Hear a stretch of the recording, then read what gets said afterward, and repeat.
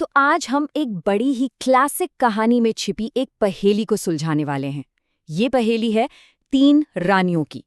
चलिए इस दिलचस्प किस्से में गोता लगाते हैं।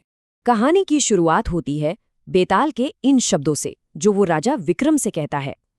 राजन, तुम बड़े ही जिद्दी हो। मैं तुम्हें कोई कहानी सुनाए बिना तो ये सफर पूरा करने नहीं दूंगा। और बस यहीं से एक अनोखा किस्सा शुरू हो जाता है। हमारी कहानी का जो केंद्र है वो है गौड़ देश का वर्धमान नगर।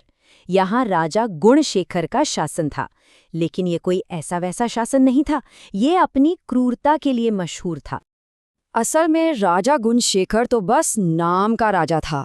पूरी तरह से अपने दीवान अभय चंद्र के असर में था। मतलब दीवान की हर बात पत्थर की लकीर थी, और इसी का फायदा उठाकर उसने राज्य में ऐसे ऐसे दमनकारी कानून लागू कर दिए कि प्रजा में हाहाकार मच गया। और ये कानून थे भी बड़े अजीब।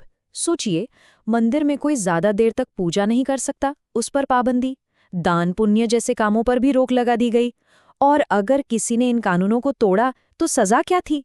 उसकी सारी संपत्ति छीनकर उसे हमेशा के लिए नगर से बाहर निकाल दिया जाता था। दीवान अभय चंद्र इन कठोर नियमों के लिए एक बड़ा ही अजीब सा तर्क देता था। उसका कहना था कि भाई देखो, जो लोग गरीब हैं या दुखी हैं वो अपने पिछले जन्म के पापों की सजा भुगत रहे हैं। ये एक ऐसी सोच थी जो न सिर्फ क्रूरता को सही ठहराती थी, बल्कि पीड़ितों को ही दोषी बना देती थी।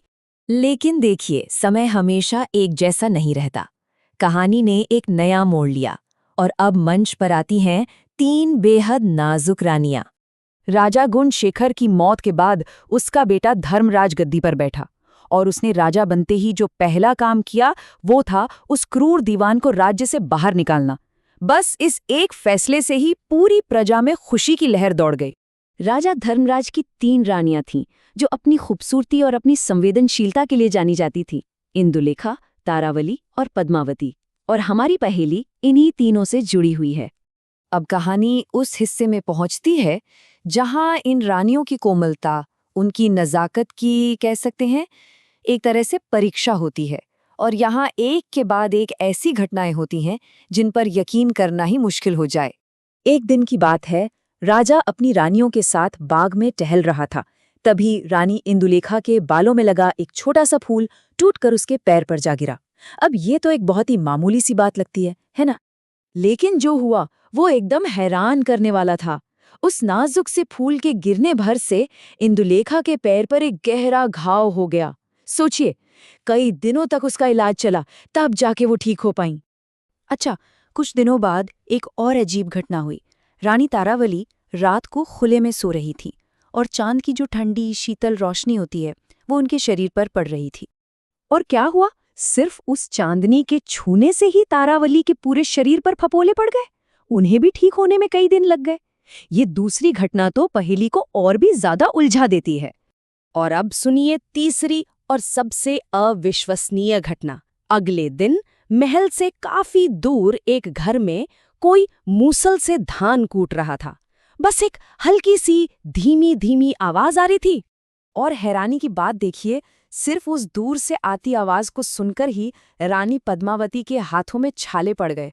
ऐसा लगा जैसे उन्होंने खुद वो भारी मूसल चलाया हो। उन्हें भी ठीक होने में काफी समय लगा। तो इन 3 अविश्वसनीय घटनाओं को सुनाने के बाद बेताल अपनी असली पहेली राजा विक्रम के सामने रखता है। तो एक नज़र में पूरी कहानी ये है। रानी इंदुलेखा, जिसे एक फूल के गिरने से घाव हो गया। रानी तारावली, जिसे चांदनी के छूने से फफोले पड़ गए। और रानी पद्मावती, जिसे सिर्फ एक आवाज सुनने भर से हाथों में छाले हो गए। और अब बेताल का सवाल, तो बताओ राजन, इन तीनों रानियों में से कौन सी रानी सबसे ज्यादा कोमल थी? जरा सोचिए, इसका जवाब क्या हो सकता है? राजा विक्रम, जो अपनी बुद्धिमानी के लिए जाने जाते थे, इस मुश्किल पहेली का जवाब बहुत ही शानदार तर्क के साथ देते हैं। विक्रम बिना किसी हिचकिचाहट के जवाब देता है, बेताल, मेरे हिसाब से तो पद्मावती ही सबसे ज्यादा कोमल है। तो विक्रम का लॉजिक क्या था? उन्होंने कुछ इस तरह सोचा कि देखो, इंदुलेखा को चोट लगी फूल के छूने से, मतलब एक फिजिकल टच था, ठीक है।